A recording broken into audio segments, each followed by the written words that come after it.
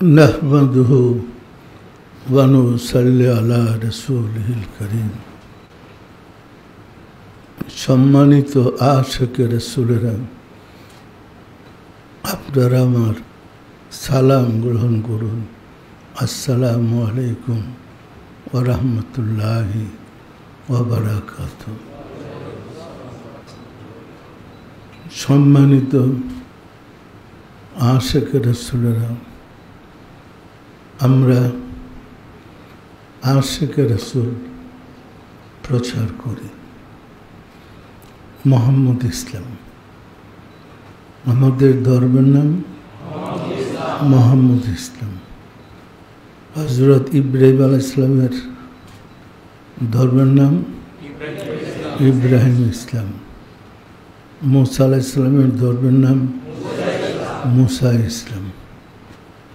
ঈসা আলাইহিস সালামের ধর্মের নাম ইসলাম। হেরা গুহায় প্রাপ্ত রাসূলের ধর্মের নাম মোহাম্মদ ইসলাম।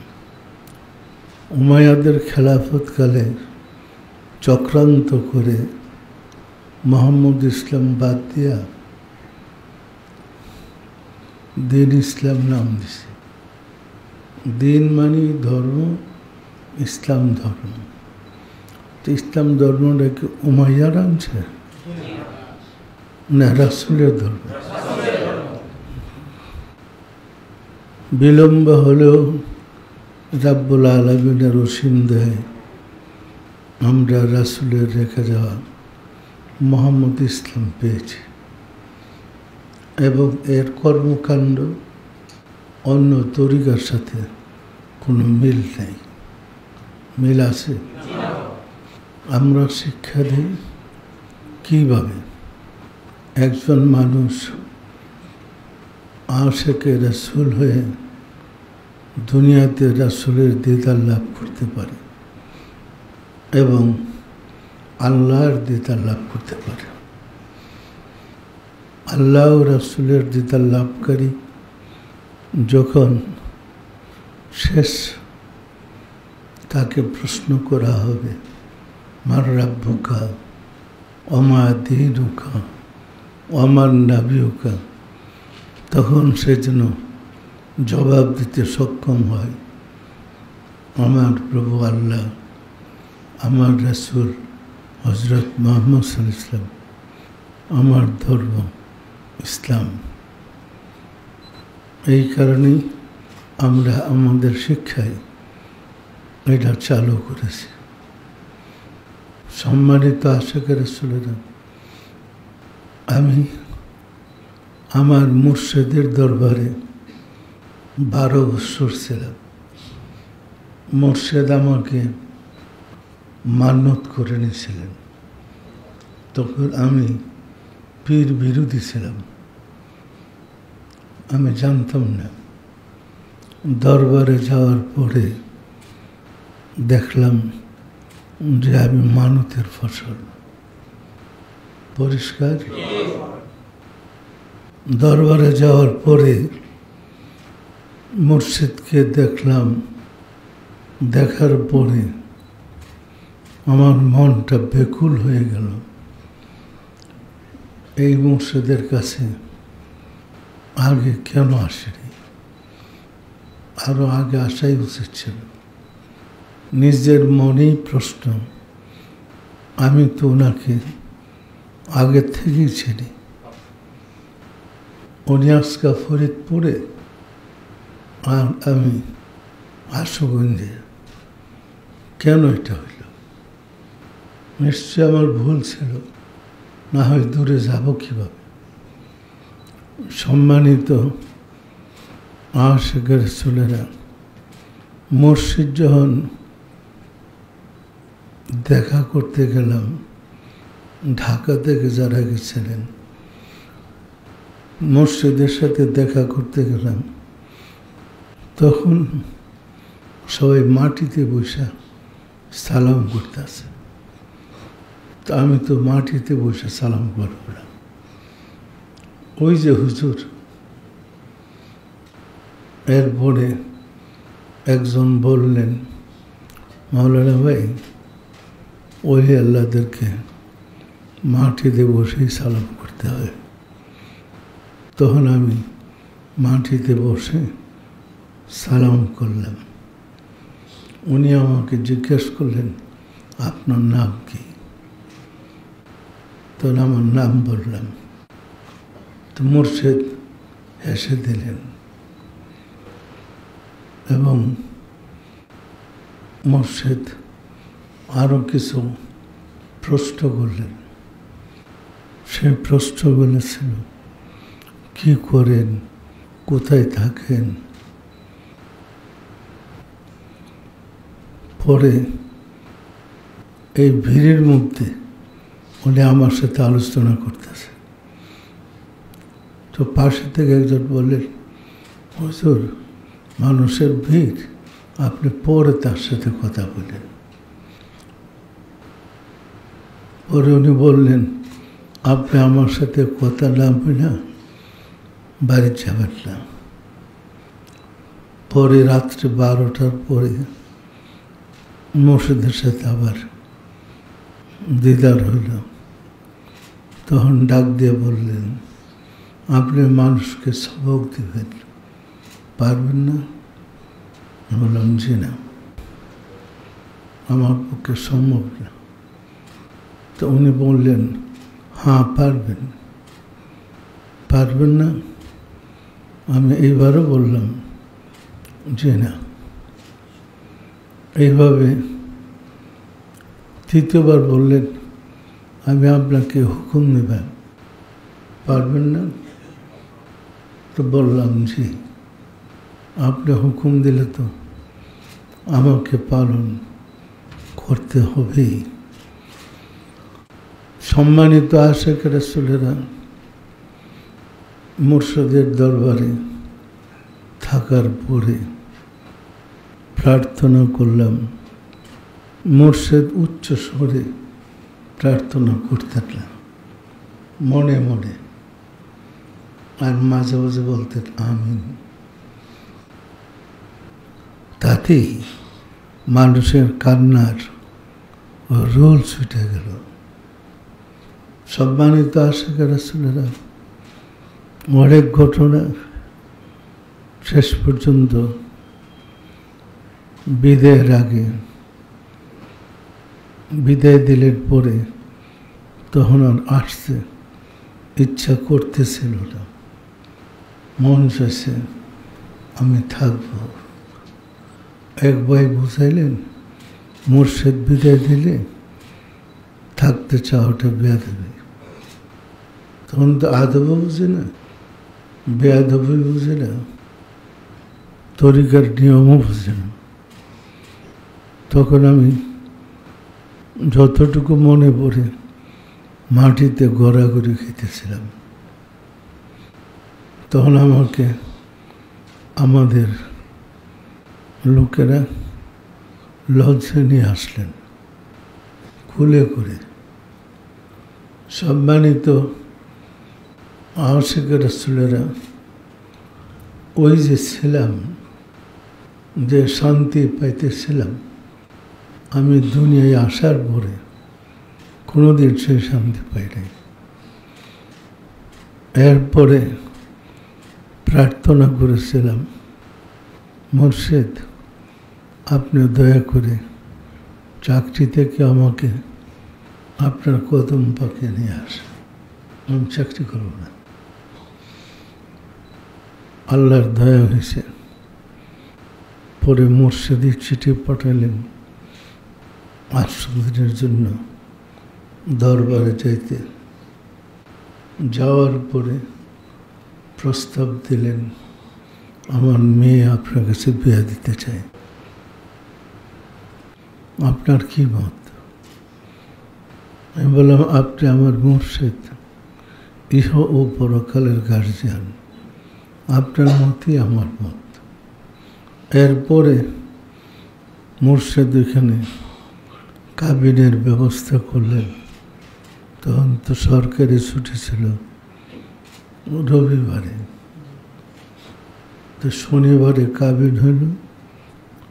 সম্মানিত আশিক রাসূলেরা, আসার পথে লঞ্চে বসে মোনাকাবা করতেছে, মানে আর কাউকে দেখার কথা বলার কোনো শখ ছিল না, শুধু মুর্শিদের নিয়েই আমি ব্যস্ত। শীত সিজন, চাদর গায়ে দেওয়া মোনাকাবা করতেছে। আমি দেখি আমার মুর্শিদ আমার সামনে একটা চেয়ারে বসে, বেতের চেয়ারে। উনি আমার সাথে কথা বলতেছে, আমি ওনার কথা শুনতেছি এবং বুঝতেছি, কিন্তু এই বেতের চেয়ারে তো বসা ছিলাম দরবার শরীফে, এখন লঞ্চের মধ্যে বেতের চেয়ার আসলো কোথা থেকে? ওই জ্ঞান আমার তো ছিল না। মুর্শিদ বয়ান করতেছেন, আমি শুনতেছি। পদ্মার মাঝে এসে এক জাকের ভাই আমাদের সাথে আমাকে ধাক্কা দিলেন। মৌলানা ভাই, মৌলানা ভাই, কী হয়েছে ভাই? আমার তো ডিস্টার্ব। বলে আমরা ভীষণ বিপদে পড়ছি। কী বিপদ? বললেন আমাদের এক জাকের ভাইয়ের ছেলে জানালা পানিতে পড়ে গেছে, আর হদিস পাওয়া যাচ্ছিল।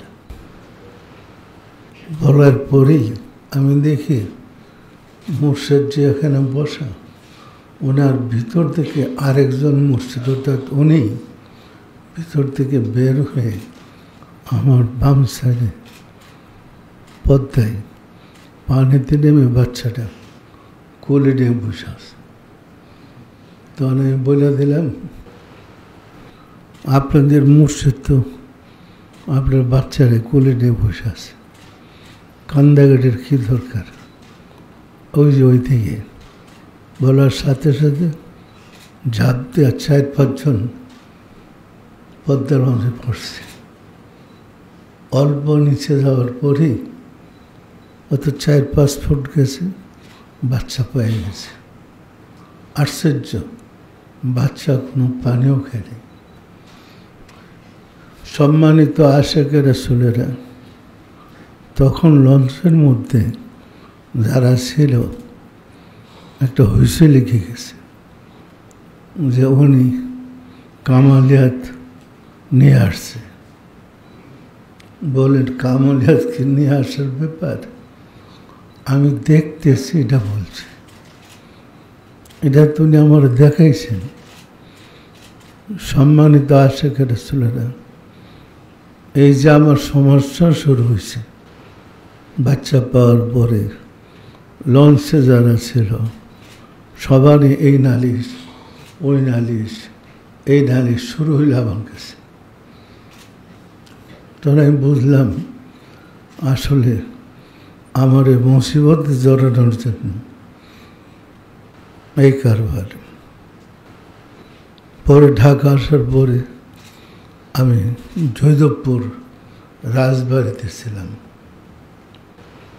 তো আমার ঠিকানা দিলাম যে ওইখানে আমলা দেখা করে। যারা আসছিল এরা, আর এদের যারা নালিশ দানকারী হেগোনিয়া, ওইখানে যাওয়া শুরু হয়েছে। তো ক্যান্টনমেন্টে তো তাদের আর ঢুকতে দেবে না, আটকে দিছে। পরে আমার কাছে জানাইতেছে, আমি পরে বলে দিছি যারা আমার কাছে আসতে চায় আপনারা সাথে নিয়ে আইনা দিয়া চাই। পরিষ্কার? এই শুরু হইল তরিকার খেলা। এখন অবস্থাটা এমন হয়েছে, আমি রিলিজিয়াস টিচার, আমি জুমার নামাজ পড়াইতাম, খতিব ছিলাম, এখন নামাজে যাইতার মন ছেড়া, শুধু চক্ষু বন্ধ করে বসে থাকতে মনে চাই। পরিষ্কার? তো মশারি টান হইয়া রুমের ভিতরে আমার একটা খাদেম ছিল, সে মশারি টানে রাখতো, বলতাম মশারি খুলো না, এর ভিতরেই মোরাকামা করি, কান্নাকাটি করি, কবে মুর্শিদের দরবারে যাব। এরপর আবার চিঠি পাঠালেন 8 দিনের ছুটি নিয়ে যাইতে। পরে মুর্শিদের দরবারে গেলাম। যাওয়ার পরে মুর্শিদ তার মেয়ের কাবিনের প্রস্তাব করলেন, বিয়ে পড়ে দিলেন। সম্মানিত আশিকে রাসূলেরা, আমি কিন্তু জানতাম না আমি পীরের মুরিদ হব। আমি মুরিদ হইতে চাইনি, কারণ আমি পীর বিরোধী ছিলাম। যা হোক, ওইখানে গিয়ে তো এমন আটকালাম, আর ছুটার কায়দা নেই। শেষ পর্যন্ত মুর্শিদ হুকুম দিলেন চাকরি ছেড়ে দিতে। পরে চাকরি ছেড়ে দরবারে চলে গেলাম। 12 বছর কাটালাম। তখন উনি আমাকে বলতেন, আপনি ধর্মের সংস্কার করে কিতাব লেখেন। ধর্মের সংস্কার করতে গেলে রাসূলের পুরা ধর্মটা আমাকে জানতে হবে। আমরা তো মাদ্রাসার সিলেবাসে যা আছে তা পড়ে পাশ করছি। মাদ্রাসার সিলেবাসে তো রাসূলের ধর্ম নাই। যারা মাদ্রাসায় পড়ে জিজ্ঞেস করে দেখেন, রাসূলের ধর্মের কিছুই নেই, পরিষ্কার। বরং বিপরীত আছে। রাসূল ইহুদির খেজুরের বাগানে পানি দেয়া 2টা করে খেজুর নিতেন, মদিনায়। এই উল্টা পাল্টা পড়া মাদ্রাসায় পড়া মানুষ রাসূল বিদ্বেষী হয়ে যায়। সম্মানিত আশিকে রাসূলেরা, মাদ্রাসার প্রতিষ্ঠাতা ব্রিটিশরা। এরাই একের পর এক সাব-ডিভিশন প্রিন্সিপাল ছিলেন মাদ্রাসার। আমি একবার আত্মারবাণীতে লিখেও দিয়েছিলাম প্রিন্সিপাল কে কে ছিল, কার পরে কে আসে। সম্মানিত আশিকে রাসূলেরা, এইভাবে আমাদেরকে উল্টা পথে পরিচালিত করা হয়েছে। তরিকার বিরুদ্ধে প্রচার করা হয়েছে।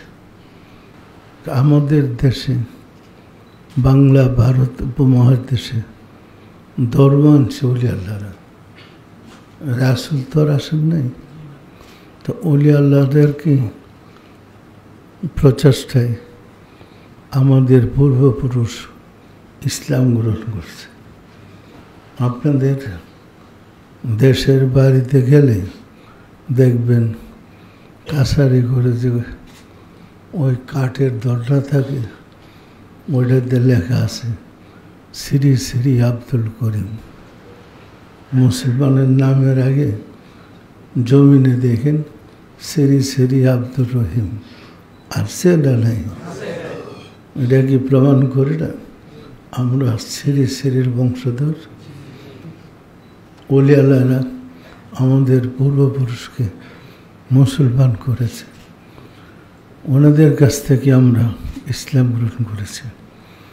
কিন্তু নায়েবে রাসূল হইতে মাদ্রাসায় পড়া উল্টা হয়ে গেছে। ওই সিলেবাসে যা পড়ছি তাই শিখছি। তখন তো পীরদের বিপক্ষেই ছিলাম।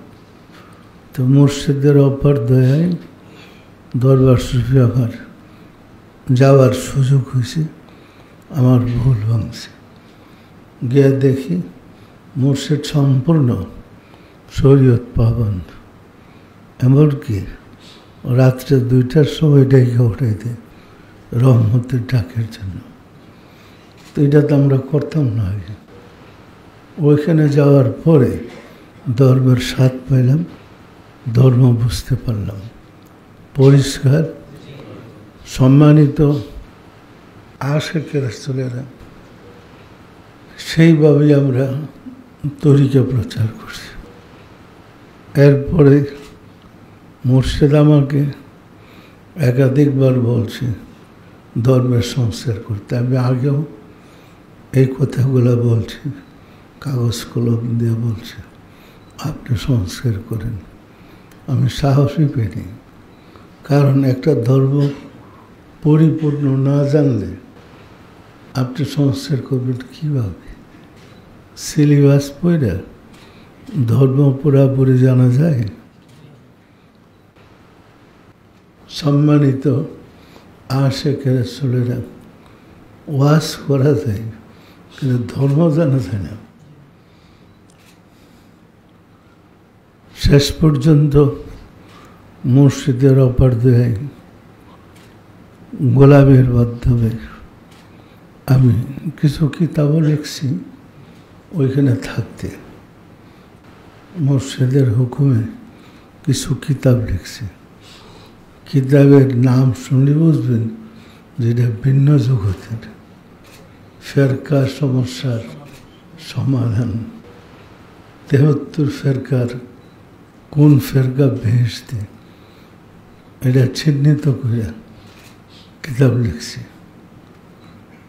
লিখছি আল্লাহ কোন পথে, প্রশ্নোত্তরে লিখছি সন্তানের প্রতি মায়ের অধিকার, লিখছি শান্তি কোন পথে, লিখছি মুক্তি কোন পথে। ওই ফাঁকে ফাঁকে গোলামি করতাম। যখন বাবা দাঙ্গে একটু ঘুমাইছি তখন কিছু কিছু লিখতাম। এই করে কিছু কিতাব লিখেছিলাম। এখন আবার ওইগুলা সংস্করণ করতেছে। ইতিমধ্যে কিছু সংস্করণ হয়ে গেছে, আরও বাকিগুলা করতেছে। আর নতুন লিখছি কোরআনের আলোকে আম্বে ইকরামদের জীবনী। আমরা কিন্তু রাসূল আসছে পরে সব নবী রাসূলের বাদ, আর কোনো নবী রাসূলের অস্তিত্ব স্বীকার করি। তো রাসূল ওনাদেরকে আল্লাহ রাসূল বানিয়েছেন, আমরা বাদ দিবার কে? অথচ মক্তবে আমরা পড়ছি আমানতু বিল্লাহি ওয়া মালাইকাতিহি ওয়া কুতুবিহি ওয়া রুসুলিহি। পড়ছি না? পড়ি নাই? আমি ঈমান আনলাম আল্লাহর উপরে, আল্লাহর ফেরেশতাদের উপরে, আসমানি কিতাবের উপরে ও রাসূলদের উপরে। কিন্তু বলি রাসূল আসছে পরে রাসূলের বরত্ব প্রমাণ করার জন্য সব নবী বাতিল। এই যে বোকামি, এই কারণে এই কিতাবটা লিখছি। এই কিতাবটা লেখা শেষ হয়েছে কোরআনের আলোকে আম্বে ইকরামদের জীবনী। তখন দেখবেন এই ভুলটা আর থাকবে না যে নবী রাসূল বাদ। পরিষ্কার? সম্মানিত আশিকে রাসূলেরা, আমরা মোহাম্মদ ইসলাম আমি নিজে বানাই নাই। রাসূল আমাকে বলছে ওরা আমার দল ওরা প্রচার করে। রাসূলের হুকুমে আমি মোহাম্মদ ইসলাম বানাইলাম, প্রচার করতেছি। এরপরে আশিকে রাসূল, আমি যখন সবাইকে এক মাহফিলে বললাম আপনারা সবাই আশিকে রাসূল, রাত্রি আমাকে বলা হয়েছে আপনার এখানে কত খারাপ লোক আছে, কত মুনাফিক আছে, আপনার সবাইকে আশিকে রাসূল বানাইলেন, ওটা বাদ দেন।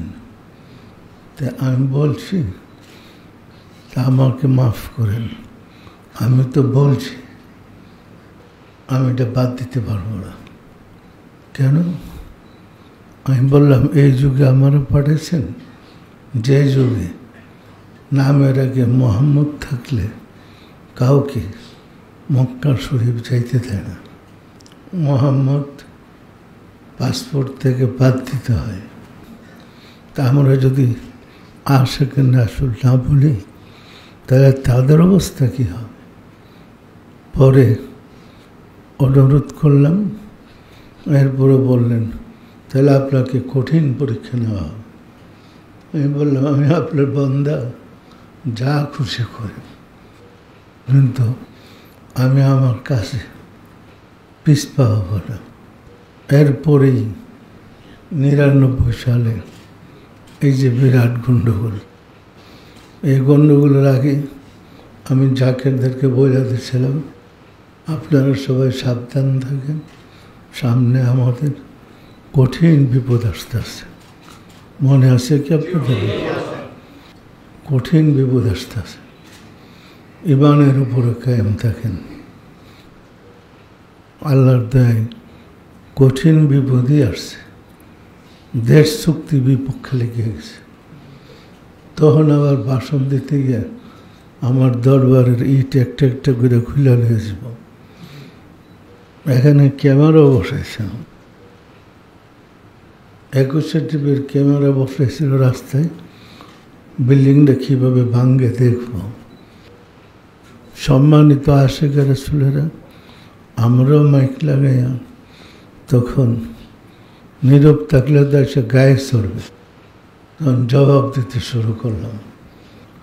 ভয়ে তো যাকে আসতে চাইলাম, তখন আমি গরম ভাষণ দিলাম।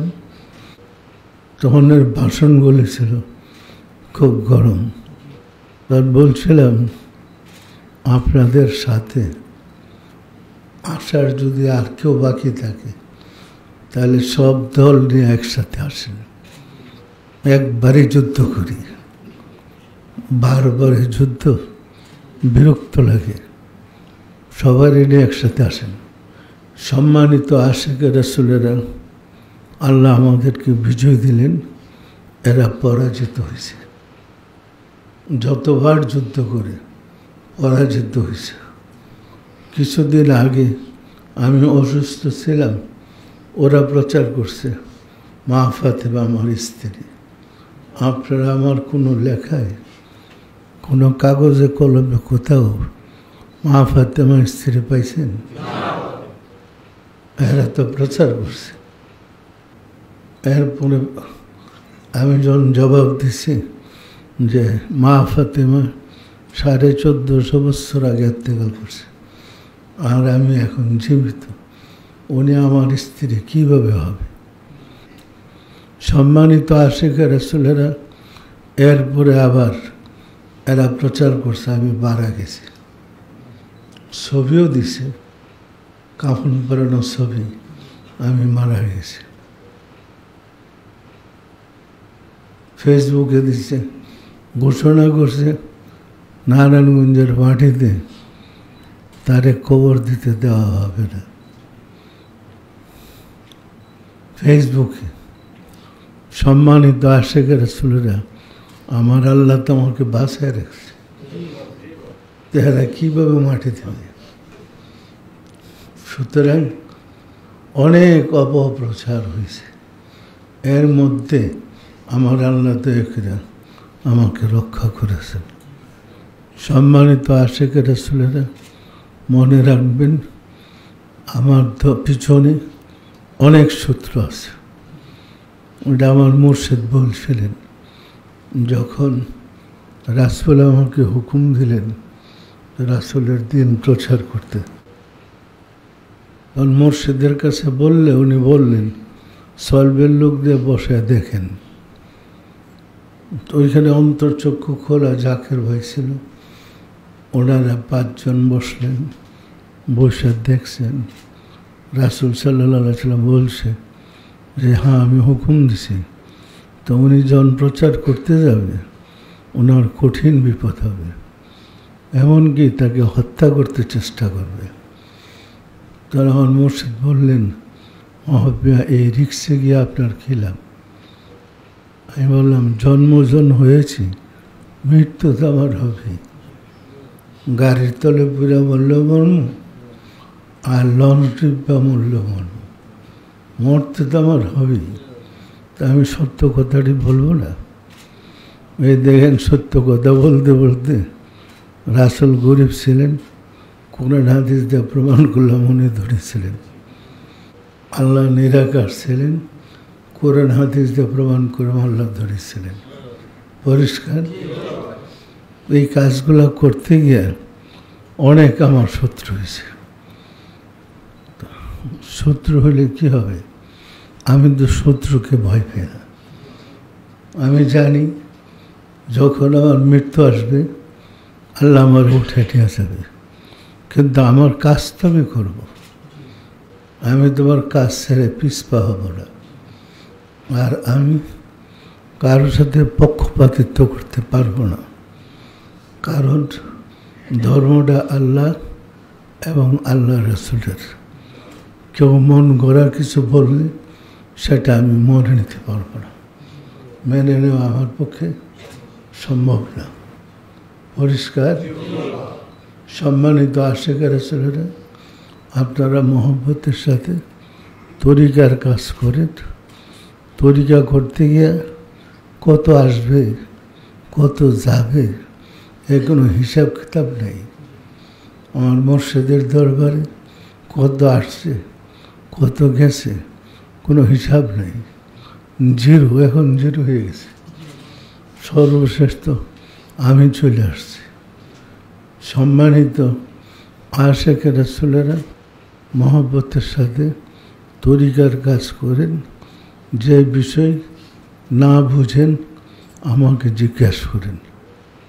এখন আমার ছেলেরা উপযুক্ত হয়েছে, এরা যখন লেখাপড়া করত তখন আমার একা কষ্ট করতে হয়েছে। এখন আমার ছেলেরা বিশ্ববিদ্যালয়ের শিক্ষকতা করে, তো এদেরকে আমি থাকতে যদি সেটিং করে দেওয়া না যায়, পরে আপনারা কোন দিকে যাবেন? এই কারণে ছেলেদেরকে দায়িত্ব দিছে যে তোমরা আগে আসো এবং জাকিরদের সামনে আসো, তাদের সমস্যা শোনো। পরিষ্কার? এরাও সব স্কলারশিপ নিয়েই পাস করছে, সবাই গোল্ড মেডেল। আমার ছেলে মেয়ে 7জনই পিএইচডি। পরিষ্কার? কেউ তো কম শিক্ষিত না। সুতরাং তাদের দায়িত্ব দিছে, তোমরা মোহাম্মদ ইসলামটা এগিয়ে নিয়ে যাও। আমার দরবারে পীর হওয়ার সুযোগ নেই, কারণ রাসূলের পরে আবু বকর, ওমর, ওসমান, আলী কেউ পীর ছিলেন না। কেউ পীর ছিলেন? এখন পীর হইতে গেলে জানতে হবে সে কোন তরিকা। আমি তো তরিকা করি না, আমি তো মোহাম্মদ ইসলাম প্রচার করি। আপনারা জানেন 99 সালে আমার বিরুদ্ধে প্রভাকাণ্ড হয়েছে। আমি রাসূলের ডাস্টবিনে পড়ে থাকতে দেখছি, প্রচার করছে না। কিন্তু ঘটনাটা ছিল ঢাকা চন্দ্রপাড়ার মাঝে বিরাট এক ফুলের বাগান। আমি বাগানে হাঁটতে আসি, এক জায়গায় ফুলের পাপড়ি ও গাছের শুকনা পাতা তুপ জমে আছে। আমি ওইখানে গিয়ে দেখলাম রাসূল সাল্লাল্লাহু আলাইহি ওয়াসাল্লামের দেহ মুবারক, দক্ষিণ দিকে মাথা মুবারক, উত্তর দিকে পা মুবারক, এবং রাসূল সাল্লাল্লাহু আলাইহি ওয়াসাল্লামের বাম কুতুব আর ডাইট কুতুব বাঁকা। আমি কাছে গেলাম, পরে দেখা আমি লোক খুঁজতেছি, হুজুর সাল্লাল্লাহু আলাইহি ওয়াসাল্লামকে ওইখান থেকে আমাদের বাড়িতে নিয়ে আসবো, কিন্তু কোনো লোক পাইলাম না। শেষে আমি নিজেই রাসূল সাল্লাল্লাহু আলাইহি ওয়াসাল্লামের কদম মুবারক জড়াইয়া ধরলাম। তখন উনি আমার দিকে তাকাইলেন, তাকায় হাসা দিলেন এবং বললেন, হে ধর্মের পুনর্জীবন দানকারী, ইতিপূর্বে আমার ধর্মকে আরও 5 বার আপনি পুনর্জীবন দান করছেন। পরিষ্কার? তাহলে এখন আমি 6বার। তারপরেও কথাটা গুছায় লিখছি, আরও 5 বার আমার ধর্ম পুনর্জীবিত হয়েছে। পরিষ্কার? সম্মানিত আশেকের ছেলেরা, আরও অনেক স্বপ্ন ঘটনা আছে যেগুলো বললে মানুষের বিশ্বাস করা কঠিন হবে। আমি চাই আপনারা বিশ্বাসের সাথে কাজ করেন, আশেকের রাসূল হন। পরিষ্কার? আমার কথাতে কোনো পেশগুছ আছে? বিশ্বাস রাখবেন, যারা ফিতনা করে ওই ফিতনাবাজকে আমি জায়গা দেব না। যত সে আপন হোক, কোনো ফিতনাবাজের জায়গায় আমার দরবারে নাই। পরিষ্কার? মনোযোগ দেয়া সবাই তরিকার কাজ করবেন, আর ছেলেদের সাথে যোগাযোগ করবেন যখন যার দরকার। আমি তো আছি, আমি তো সকাল বিকাল সে বসে আলোচনা করি। আমি 11টা দরবার শরীফ করছি। আমার কিন্তু 11টার দরবার করার কারণ হয়েছে মুহাম্মদ ইসলামটা বহুল প্রচার করা। 11টা দরবার, প্রত্যেকটা দরবারে জলসা হয়, আর 200-র বেশি খানকা শরীফ আছে। পরিষ্কার? এইগুলা করার আমার একটা কারণ আছে। করার কারণ ছিল যত বেশি খানকা দরবার করব, ওই এলাকার গরিব দুঃখীরা তরিকা নিতে পারবে এবং আশেকে রাসূল হইতে পারবে। রাসূলের ধর্মটা বহুল প্রচার হবে। পরিষ্কার? আমি কিন্তু আমার ধর্মটাকে আমার সংসার মনে করি। সংসারের কিনাকাটা যেমন আপনারা প্রয়োজন মনে করেন, আমি ধর্মটাকে এইরকম প্রয়োজন মনে করি। এই কারণেই কিতাবপত্র যা লিখতেছি আমি দেদারসে টাকা খরচ করতেছি। এর চেয়ে আমার কোনো কৈফিয়ত নেই। আমি টাকা খরচ করতেছি, কিতাব লিখতেছি, ছাপাইতেছি, সহযোগিতার জন্য লোক রাখতেছি, আমি চেষ্টা করতেছি রাসূলের ইসলামটা জগতে আনতে। এখন যদি কেউ পীর হইতে চায়, তখন তো সে আমার শত্রু। কি বলেন? সে আশেকের ছেলে শত্রু না? সুতরাং আমি চাই না কেউ পীর হোক। আমার ছেলেরাও পীর হইতে পারবে না, কেউ পীর হবে না। আমরা মুহাম্মদ ইসলামকে এগিয়ে নিয়ে যাব। পরিষ্কার? সম্মানিত আশেকের রাসূলেরা, নিশ্চয় আমার কথা আপনারা বুঝতে পারছেন। আসুন রব্বুল আলামিনের সাহায্য চাই, তিনি যেন দয়া করে আমাদেরকে তার রাস্তায় তুলে দেন। আমিন। আউযু বিল্লাহি মিনাশ শাইতানির রাজিম। বিসমিল্লাহির রহমানির রহিম। আস্তাগফিরুল্লাহ রাব্বি মিন কুল্লি জামবি ওয়া আতুবু ইলাইহি। আয় আল্লাহ, জীবনভর নফসের খায়েশে শয়তানের ফেরেবে যত প্রকার গুনাহ করেছি, সমস্ত গুনাহ হইতে তোমার নিকট তওবা করিতেছি। আয় আল্লাহ, দয়া করিয়া আমার তওবা কবুল করো, আমার গুনাহ মাফ করো। লা ইলাহা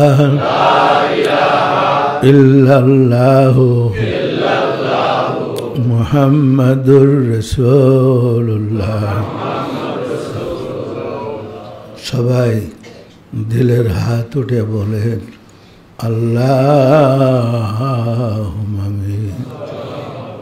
ওগদাল বাউলাদাল খুদা অধম কাঙ্গাল ভিক্ষুকেরা বাবের রহমতে দরুদ ও সালাম পেশ করলাম।